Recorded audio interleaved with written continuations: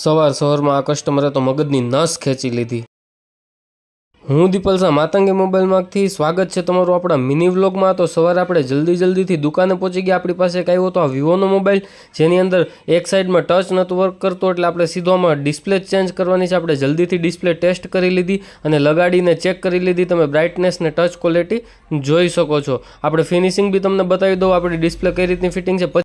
પછી ભાઈ આવ્યો આ કસ્ટમર જેને ચાર્જિંગનો પ્રોબ્લેમ હતો। મેં ફક્ત 100 રૂપિયા કીધા સોકેટ નાખવાના, તો કે ના ઉનામાં 20 રૂપિયામાં કરી દઈ, 50 રૂપિયામાં કરી દઈ। તો પછી મેં કહી દીધું ભાઈ તમે ઉના જઈને કરાવી લ્યો।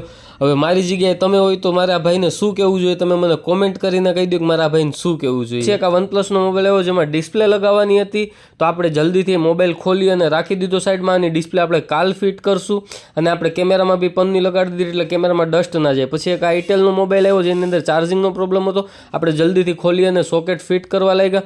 પહેલાં બોર્ડ સરખો ક્લીન કરીને સોકેટ બેઠાડી દીધું, જોઈ શકો છો તમે। આપણે ક્લીન કરી લીધું, હવે તમે ચાર્જિંગ ચેક કરી શકો છો। જો આપણે ચાર્જિંગ પ્રોપર થાય છે મોબાઈલમાં અને કસ્ટમરને આપણે મોબાઈલ આપી દીધો। પછી એક આ મોબાઈલ આવ્યો છે વિવોનો, જેમાં કેમેરામાં બહુ ડસ્ટ હતી। આપણે જલ્દીથી મોબાઈલ ખોલી અને કેમેરા ક્લીન કરી લીધા।